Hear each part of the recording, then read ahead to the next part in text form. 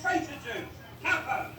Capo was a Jewish inmate of a concentration camp who collaborated with the authorities. We're talking people who collaborated in annihilation of their own people. So it's a pretty bad thing to be called. And it's Jews calling other Jews. Not nice. As a Jew on the left, who is intensely anti-racist and intensely aware of what anti-Semitism is and how dangerous it is, to be called an anti-Semite oneself is about as low as it gets. It's a bit like being accused of paedophilia or something. I cannot really think of anything worse. And it undermines the fight against real anti-Semitism. This is one of the most frightening things for me. People have been weaponizing accusations of anti-Semitism for political ends. The fact that that is going on seriously undermines and endangers our chances of dealing with genuine anti-Semitism, which is a real threat in our society. One of the biggest problems we face is the treatment of our community as if it was just one monolithic block. This is the typical trope of all forms of racism. The Jewish community is not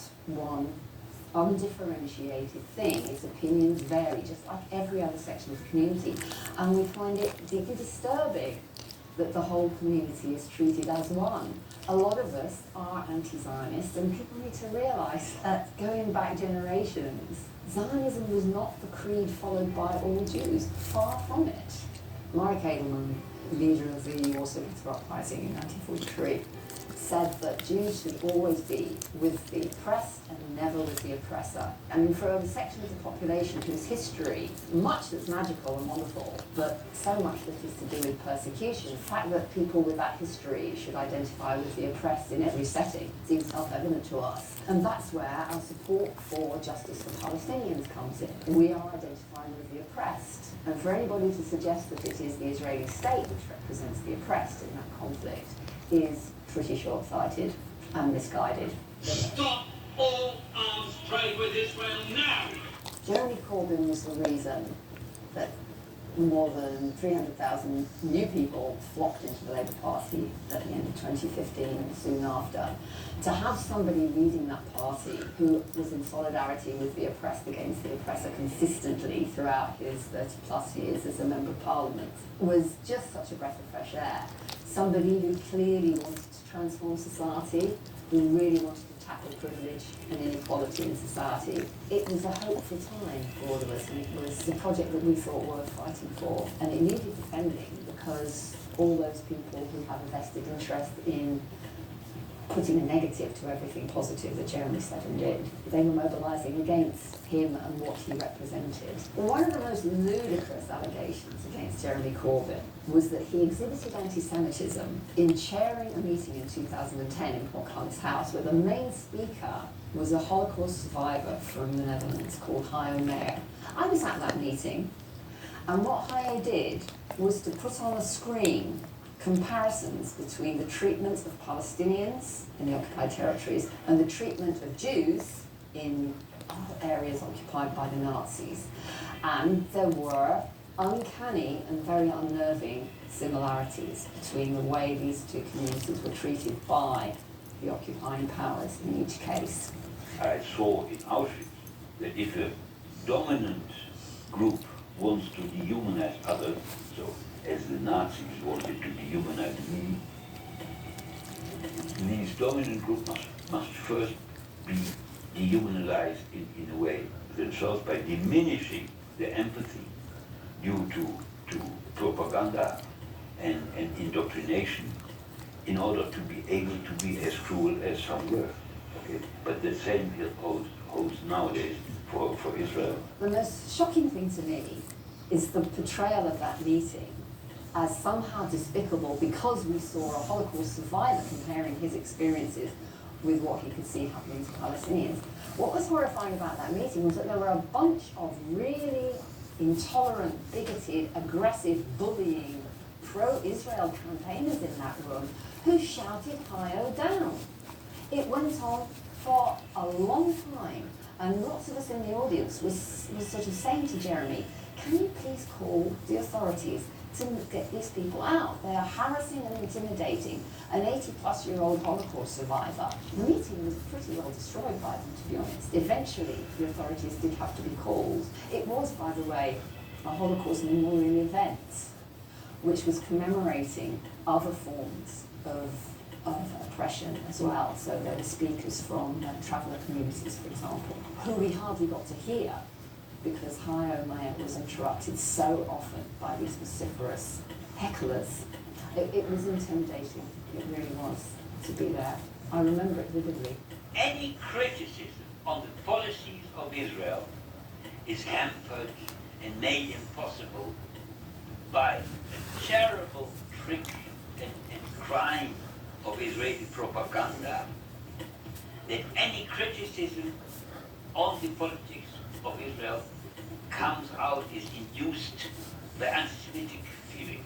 It's really important that we don't forget to talk about freedom of speech. We are being no-platformed, we are being cancelled, we are being denied the freedom to express legitimate points of view. People who claim to care about civil liberties, human rights, freedom of speech, freedom of expression, freedom of the press and so on, all those people should be up in arms about what's been happening to Jeremy Corbyn and his associates in the Labour Party. So far they're silent.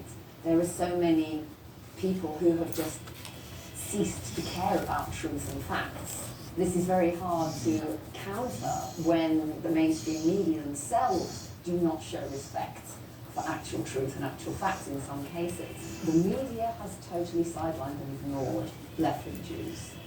Not only left-wing Jews, eminent Jewish scholars who have written extensively on the subject of anti-Semitism in the Labour Party and demonstrated that the definition that is being pushed to define what is anti-Semitic is untrustworthy, faulty, actually dangerous, because it conflates being Jewish with being citizens of Israel, being Jewish with being Zionist. One of the most important Jewish academics who has spoken on this and been ignored is actually the American academic Kenneth Stern, who wrote the original document upon which the IHRA definition is based. And he has said on a number of occasions, in writing, in letters to Congress in the States, I abhor the way this definition that I drafted to assist data collection is being used to suppress free speech. That was not the purpose that it was designed for. I abhor the way it is being deployed in universities to prevent people who have a certain view about Palestine and Israel from expressing it. There should be no question that Israel and Palestine, as contentious as that is, should be an ideal subject for getting students to think about. How do you deal with competing narratives and competing histories? How do you look at identity? How do you look at the equities and so forth, rather than just feed them into, if something's said about Israel that's anti-Zionist, that's anti-Semitism, that ends the matter. It should be the beginning of the questions, not the end of it. Anthony Lerman, former director of the Institute for Jewish Policy Research, has written extensively on this subject. Do you ever hear of these people being called to be interviewed on any mainstream organisation? Never. And all the work that they've done is completely ignored. As a college professor, I'm also concerned about Jews that are anti-Zionist, and they're left out in the cold here and in fact made targets. We have websites that go and hunt them and put dossiers on there. I think this will only encourage that type of activity. You can have an organisation like the Campaign Against Anti-Semitism, which was one of the instigators of the Equality and Human Rights Commission report into Labour Party's handling of complaints about anti-Semitism, quoted over and over again as if it were a leading authority, whereas in fact it was created in 2014 during the Gaza conflict. And these people are quoted over again. Type Campaign Against Anti-Semitism into Google and you will get innumerable media references. Type in Anthony Lerman or Kenneth Stern and you'll get a few learned dissertations here and there, and virtually nothing in mainstream media. When we look back at the history of oppression and pogroms that my grandparents had to flee, came to this country, settling into a host community where you know that you are not treated as equal, or you're treated as weird, oh, did you have a funny accent? Just to become part of that and to join in the resistance against fascist movements, Cable Street, trade unionism. So many Jews were active in the trade union movement, still are. So many Jews were active, going back to South Africa again, who supported the ANC. Looking at the civil rights movement in America, where so many Jews were on the front line. So that is a tradition. That's why we've adopted that slogan about being with the oppressed and never with the oppressor. because there are great Jewish traditions that we should be hanging on to, not this lining up with the establishments, helping to destroy a movement for justice and peace and decency. We know what side we are on. We're with the people who want justice and peace and decency.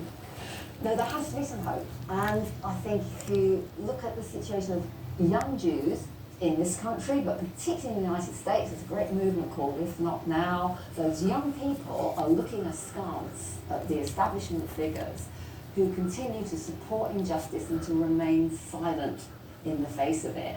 And that we're not going to stand for that any longer. In this country too, whether it's Jewish people or Muslim people or people of no faith, people in the Labour Party, people outside the Labour Party are going to start to stand up for what is right and to get themselves organised, to mobilise, to organise, to act. Because my God, we've got a COVID crisis to fight. We've got the planet to save. You know, we've got freedom of expression to fight for, and we've got Palestinian rights to fight for. So let's get on with it.